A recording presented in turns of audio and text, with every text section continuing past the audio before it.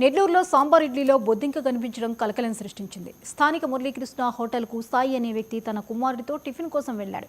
ఇడ్లీలో బొద్దింక రావడంతో సాయి సిబ్బందిని ప్రశ్నించాడు. హోటల్ సిబ్బంది నిర్లక్ష్యంగా సమాధానమివ్వడంతో కస్టమర్ సాయి ఆగ్రహం వ్యక్తం చేశాడు. కాగా పట్టణంలోని హోటళ్లలో ఆహార భద్రతాధికారులు తనిఖీలు కొరవడుతున్నాయి. కొన్ని హోటల్లో నిల్వ ఉంచిన చికెన్ ఆహార పదార్థాలను అమ్ముతున్నా పట్టించుకునే అధికారులు కరువయ్యారు.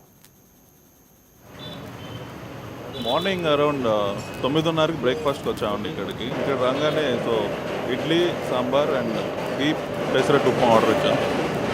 ఇడ్లీ లేదని చెప్పి ఇడ్లీ తెస్తా ఉన్నారు. సరే తీసుకురండి విత్ సాంబార్ డిప్ అని చెప్పాను. వచ్చిన తర్వాత మా బాబు అడుగున్నాడు, 4 years old బాబు. సో వచ్చిన తర్వాత దాంట్లో ఓపెన్ చేయగానే ఇట్లా స్పూన్ పెట్టగానే బొద్దింక ఉంది. చూపిస్తాను, ఫోటో కూడా ఉంది నా దగ్గర. సో ఏంటండి ఇది, మీ మేనేజర్ని పిలవండి అని చెప్పి మేనేజర్ని పిలిపిస్తే వాళ్ళ సైడ్ నుంచి, సార్ ఇది పైన తీసుకొస్తా అంటే పడిపోయింది, ఎట్లా పడిపోయింది, మేమేం చేస్తాం, పడిపోయింది దానికి అని చెప్తున్నారు. సో ఇది క్వాలిటీ ఫుడ్ మా మురళీకృష్ణలో మంచి నేమ్ ఉంది నెల్లూరులో. ఇలా జరగడం చాలా తప్పు. Muralikrishna veg restaurant.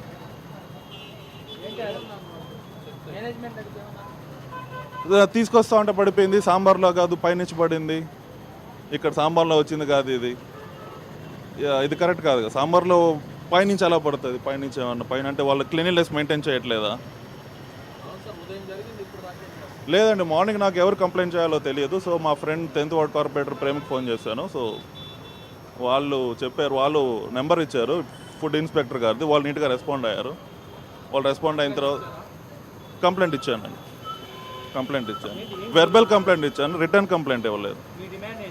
మా డిమాండ్ లేదు, సేఫ్టీ మెజర్స్ నీట్గా మెయింటైన్ చేయాలి, నాణ్యత మెయింటైన్ చేయాలి, క్వాలిటీ నీట్గా ఉండాలి. పేరున్న ఫుడ్ పెంచలకొన శ్రీ పెనుసిల లక్ష్మీ నరసింహస్వామిని